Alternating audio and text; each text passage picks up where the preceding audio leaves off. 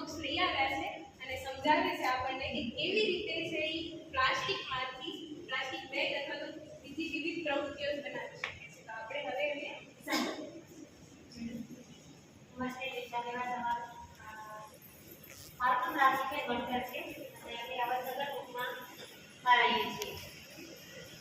હું છેલ્લા લગભગ 13 કે 14 વર્ષની હતી ત્યારથી ડીડીનું કામ કરતી હતી. એ સમયમાં એવું હતું કે ડીડીનું કામ જે છે માત્ર પુરુષો જ કરતા, લેડીઝો નહોતા કરતા. પણ અમારા ઘરમાં એવું હતું કે મારો ભાઈ સૌથી નાનો હતો, અમે 6 બહેનો હતા અને મારા મા અને બાપુજીની ઉંમર થવા આવી અને અમારી ખેતી કામ હતી મારા બાપુજીની કે